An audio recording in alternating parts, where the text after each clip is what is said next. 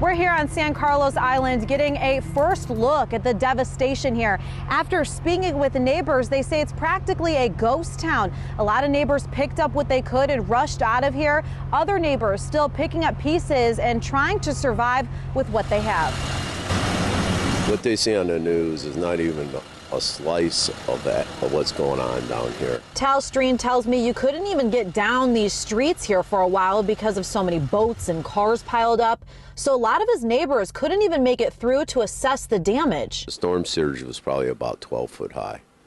And everything from countertop level inside the home down was destroyed. Streen takes me through his home to show the damage as he tore out the drywall himself and hopes to save his home. So what happened was I kicked the door in, and when I came in here, the furniture was all floated all over this and that. And still today, you can see the piles of debris all over San Carlos Island. Metal, glass, boats, RVs flipped upside down, homes leveled to the ground.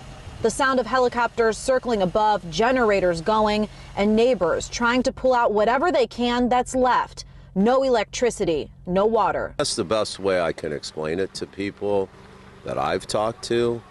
A lot of the people that live on my street are veterans and were in wars like Vietnam, World War II.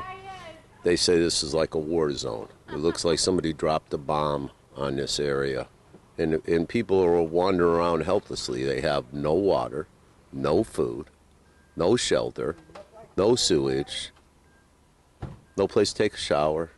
All they have is their clothes on their back. He knows that some things he won't get back, but is grateful many of his neighbors survived, especially after sharing this. Pictures of my children, things like that. You lose things like that, and it's terrible, you know, it's just terrible. The people that I feel really sorry for are the older people that were down here.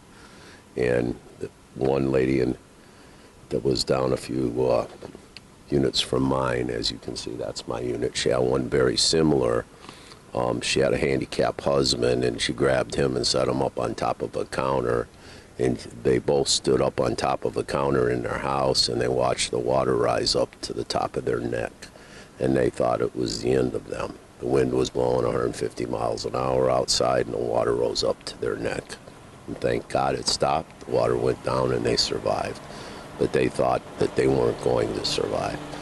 So that was the situation on this street. On San Carlos Island, Elyse Chengery, Fox 4.